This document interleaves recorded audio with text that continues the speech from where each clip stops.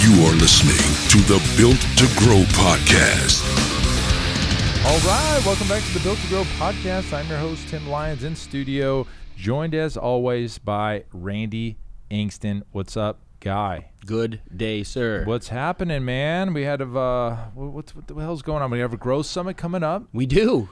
A few weeks out. We're gonna let you guys know. I mean, we're kind of toying with the date, but gosh, I mean, guys, here's the topic. Okay, just to tease you. Little teaser.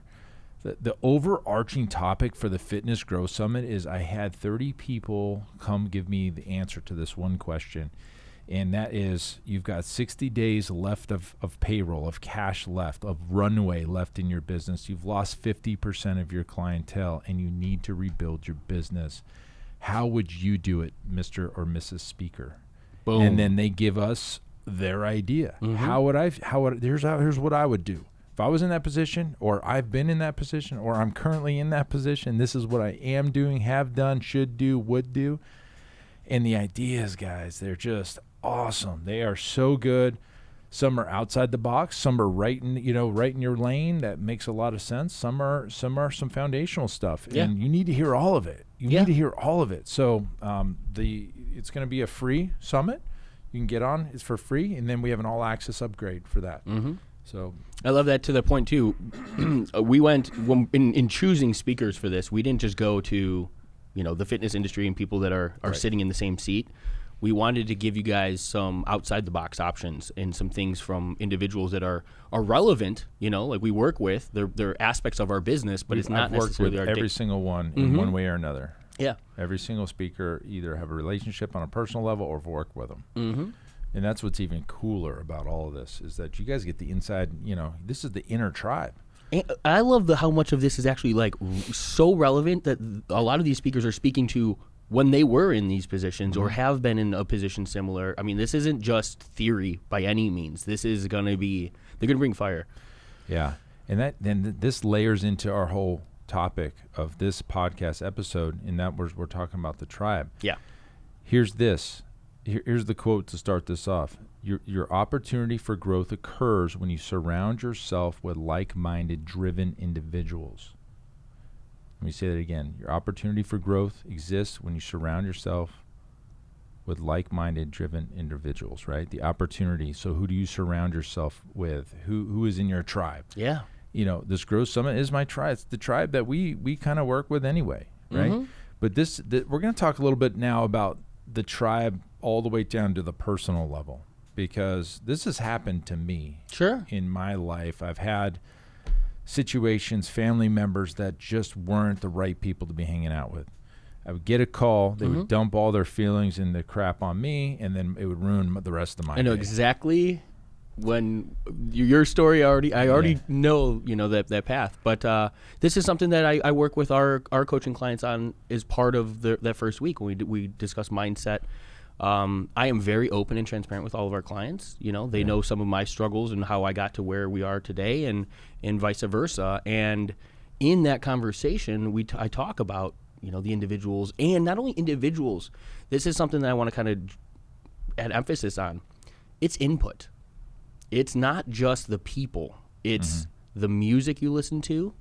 It's the television that you watch. It's if you're reading books or however you're spending your quote-unquote downtime, all of that stuff impacts your belief systems. It impacts your confidence levels. It impacts every operating system, as part of your mindset. And if you're not controlling that input... Which is controllable, by the way. 100%, absolutely. Right. If you're not intentionally self-aware, controlling what you're putting in, you're allowing external stimuli to dictate what you're going to be putting out. Your performance is going to be a direct relation to the input, period.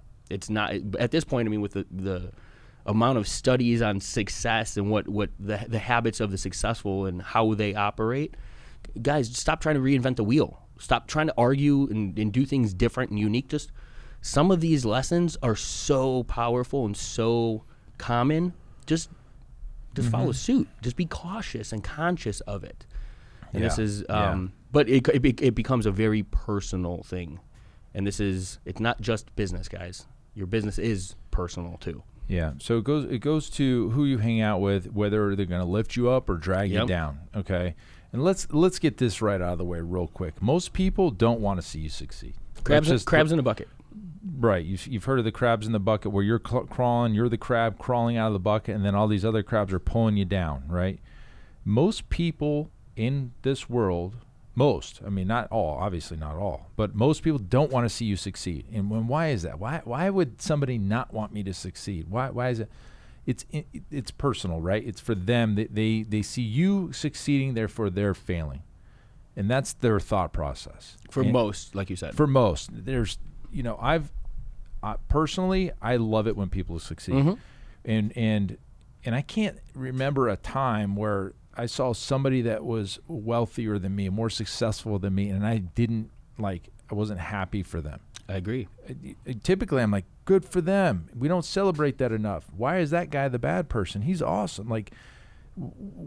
So success, it's very interesting. It always kind of comes back to the person that they feel like they're failing if that other person is succeeding. Well, let's speak to that real quickly. Okay. As the listener, if you're the individual who traditionally looks at others, this is a real fact. You might be that individual right now. You might look at your competitors or others in the industry, and when they succeed or they open a new location or they, reach a new level of something, you instantly, your natural response is, screw that. Like, I wish that was me, or that jealousy, or they did it because, and you're trying to shoot them down and shoot holes in their success. And if that's where you're rooted, scarcity versus abundance, right from the get-go, you are absolutely, I can tell you a number of different things that you look at life, it's going to be the same way.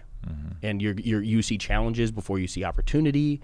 It is so ingrained in the way that you think on every single level. And so give yourself that little checkup, add a little bit of that self-awareness. If you're rooted in that, then start making changes. Start understanding why you personally feel that way. Or do you feel inadequate with your results? Is that a product of the lack of work that you may be doing? What is causing those beliefs for you as an individual?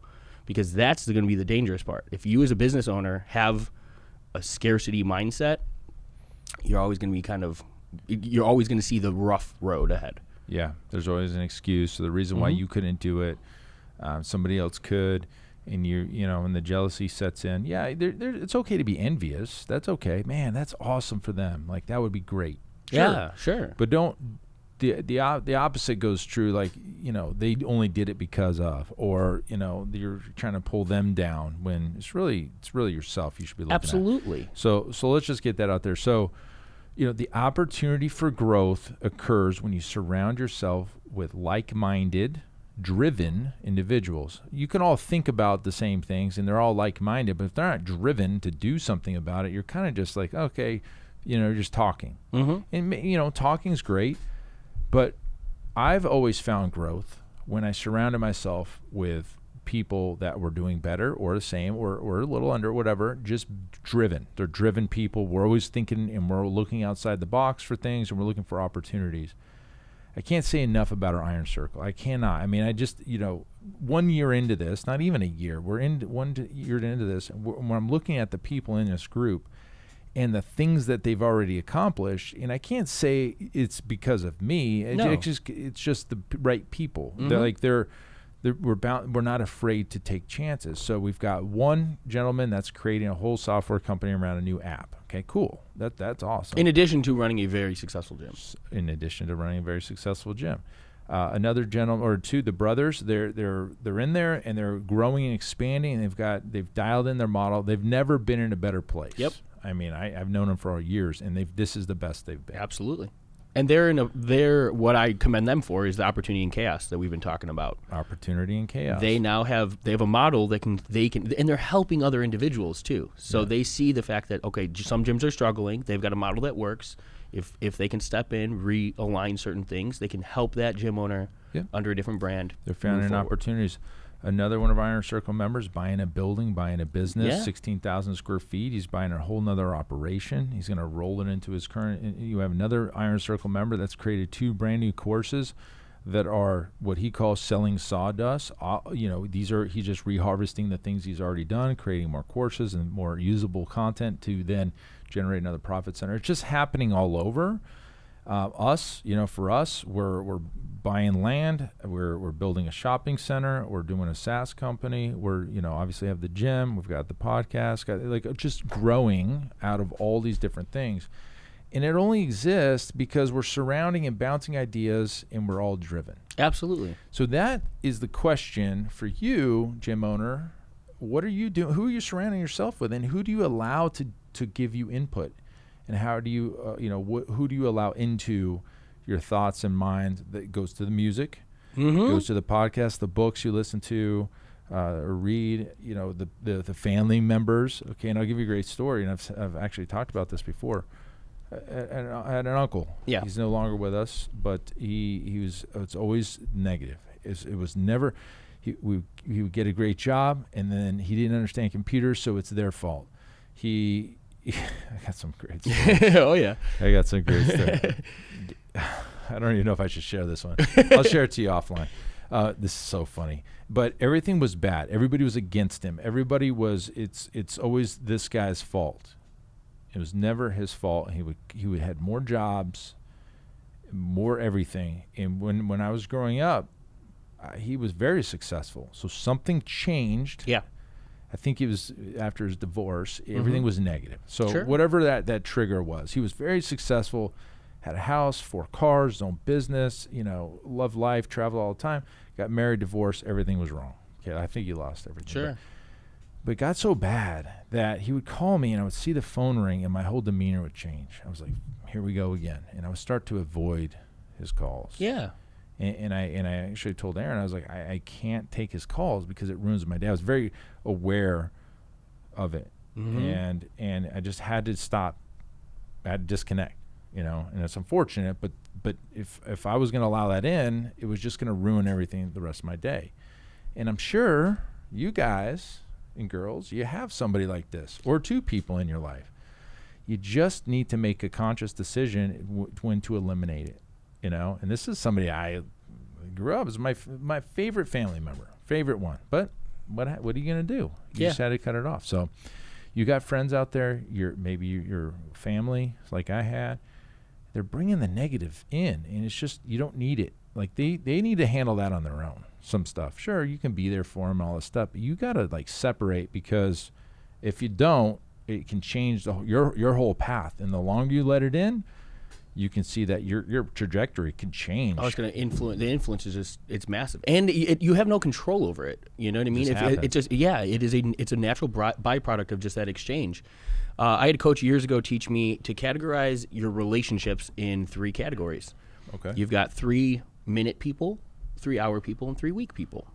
Oh, yes. I've heard this. Yeah, I think we've discussed. We might have even mentioned on here, but 3-minute people. That's the type of individual that you're an acquaintance with. You might go out, you might run into the individual, but the relationship, the benefit of that individual in your life really ends around 3 minutes, right? It's a good conversation. It's the guy you might maybe exchange sports, stories from the weekend, but at the end of that, there's no real benefit to having continuing that time together. Then you got your 3-hour people, and these are kind of the majority of the people in our lives. We've got a working relationship. It's your coworkers, it's people that come and go, but again, there is a limit to the benefit. And again, it's not a selfish thing necessarily. Some of it is, and it's okay to be somewhat selfish with this, and that's kind of what we're talking about, but not to a mean or demeaning situation. But just understand the benefit of the relationship has a ending period. And then there's the 3-week people, and the 3-week people are this is the tribe that we're talking about. These are the individuals where every conversation is about what's coming next. Yeah. Every conversation is about growth and positivity, and that at the end of the day, you're in alignment because they're the same type of individual that you are, with the same focus and the same desires for you. They want to see you succeed just as bad as you want to see them win. That's the kicker. It is, and that's unfortunately based on just averages and the people that there's a lot of employees and there's a lot less leaders in the world, It's not a bad thing. It's just a fact. So if you want to align yourself with other leaders, you're going to have to search. You're going to have to find them. But when you do, lock arms and run hard. Yeah, and like I said earlier, that's when I found the most growth, is when I joined Mastermind and started, taking courses and reading more books. And, it goes to show, when you're kind of left to yourself, you're driven. Everybody's driven. If you open a gym, you're damn driven. you had to be to take all this chance. And if you're a business owner, you're driven. But that gets you to here, and everybody needs a little hand and help and a coach. Like even Michael Jordan had a coach. Every championship he had more coaches than anybody else, and this is something that people don't understand. Is they don't, people, even if they're great, they get to be there because of coaches, but they sustain it because of coaching and somebody in their corner and the people they surround themselves with. Here's a great example in the sports analogy. There's a 30 for 30. But this is true for everything. But there was this white point guard that went to Fresno State, and he played for Tarkanian, and he ended up getting picked up. He was from Boston, really bad area. He got out of there, went to school, got the scholarship, was playing. I hate that I'm butchering this, but the point of the story is coming. I forget his name, but he's got a 30 for 30. It's a great story.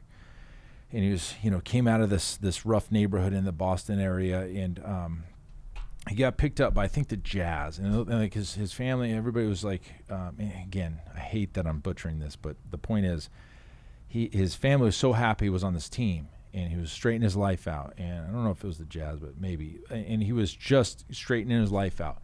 Then he gets traded to the Boston Celtics. Home. He went home, and he got traded to the Boston Celtics, and the people that knew him best were like, this is a problem. This is going to be a big problem. And his life changed in a matter of a year. He ended up getting into drugs, divorced his wife, being hooked on. He tells a story in there that he was outside the Madison Square Garden, or the Boston Garden, in his Celtics gear, waiting for his drugs to show up on he was waiting for the game. He had to take these drugs before the game, and he was just hooked on them, and he just went downhill. And it's because who he surrounded himself with, and it goes to show you see this happening in the NFL a lot. They go to camp, they're doing great in the off season, DUI, sexual assault charges, shootings, domestic violence. And they're great because the people that surround themselves in the NFL or in the sports, they're positive, they're moving towards a goal, they're all doing this. As soon as they get out of that environment, they go back to where they were from, or they're surrounding themselves with the wrong people, all the problems come again. Absolutely. And so it's just, again, that story, it happens over and over and over.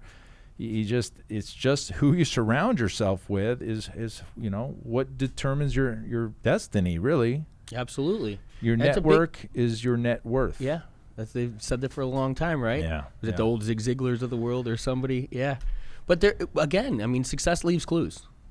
And one of my favorite, it's similar. The term steal like an artist, right? It's not just go replicate somebody else's work. You're never just going to have, you're not going to be as successful as ripping somebody off, right? But understand what somebody else has done and where their success lies in that production, and emulate from there. If you don't have the ability to look at what others are doing subjectively and see where their strengths and weaknesses lie, that's something you can work on. But you hit it earlier, and you said, all of the challenges and everything, it always comes back to you. And that's the biggest thing. You can't wish somebody else would do something. You can't change, your competition to get ahead. You can't worry about your competition every day and focus on them and what they're doing 24/7, because you're, again, behind the 8 ball. They're already ahead of you. So every single time you see those dilemmas or those situations, turn around and say, okay, what can I do differently? That's right. That's right. Man, I wish I just had this conversation this morning with another business owner friend of mine, same exact topic, and it just kind of dawned on me. But it's always about looking at the struggle or looking at the adversity and understanding the only thing that you can change in the situation is how you can operate better, how you can overcome the challenge, what you need to know, what skill set you need to learn. Take ultra responsibility, ultra accountability, and you're going to watch a lot of these problems just become solutions or opportunity. And it's that, when you have other people in your corner, sometimes it's as simple as just, bouncing a question off of a group of like-minded individuals, or knowing that at any moment you have somebody you can pick up a phone and call. We talk about the fact of being an entrepreneur, you feel like you're on the island all the time. When you remove yourself from the island and you put yourself into an opportunity to have support, all of that stuff seems to fade, or a lot. It reduces, the experience. Well, at least you've got your answers, because there's people have been there and done that, and they've got your answer for you. Why try to figure it out? But here's the other thing, guys: when you get advice, or if it makes sense to you, take action. Take the action. The whole story about going to a seminar. If there was a seminar that the guy stood on stage and told you how to make $1 million. All you had to do was these 5 simple steps. Here's how you make $1 million.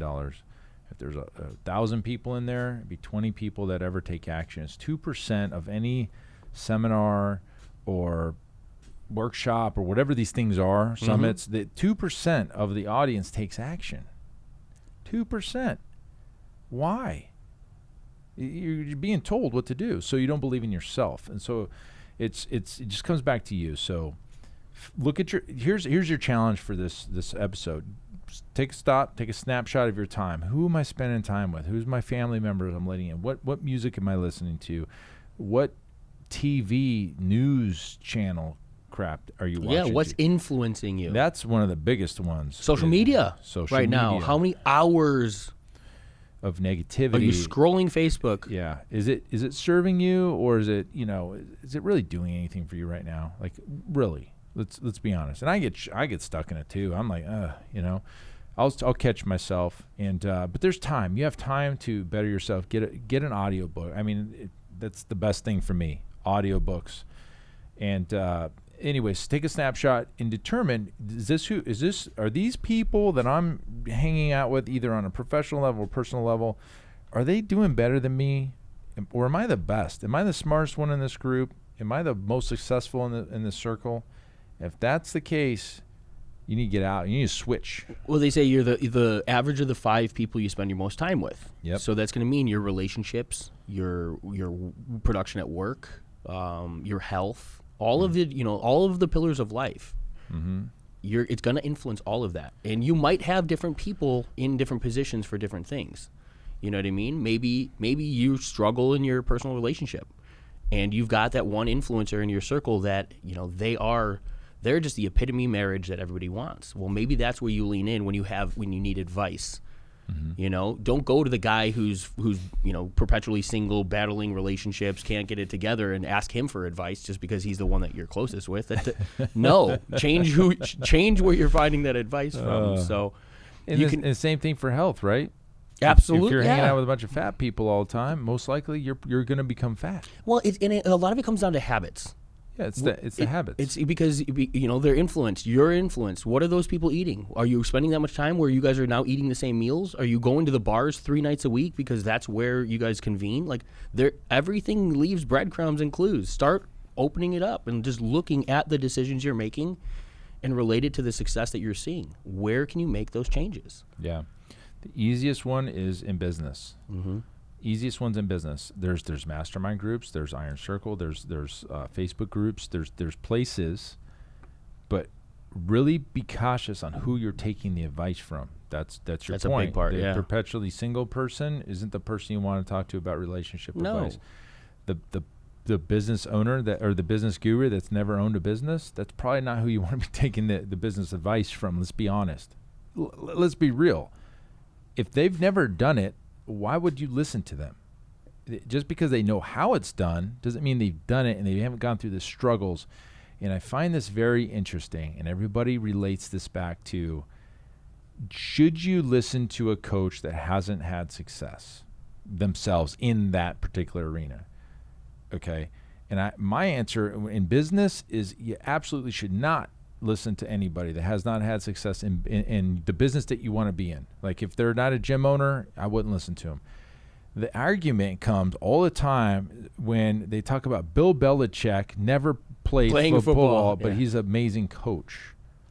Okay, I guess. Well, I mean, there's always going to be an anomaly. Right. But most of the coaches out there played They played football. Absolutely. In the football, I mean, they were on a team. They played the sport. They know how it's done. Bill Belichick's just an anomaly. So is it true for everybody? No. But like this gym business what we're in, you can be successful in it. And the people that are successful in teaching other people to be successful, that makes sense. But if you weren't successful, if you sold your gym because you wanted more time, you didn't have a business to begin with. Yeah, it didn't have legs. So it wasn't really successful, and you got out of that because you needed to make money, and you weren't making money in a here. different way. So take it for what it's worth. Anyways, surround yourself with like-minded, driven individuals, and you will have the opportunity for growth. Take that to the bank. All right. That's it for this episode, guys. Keep changing lives. See you. Bye.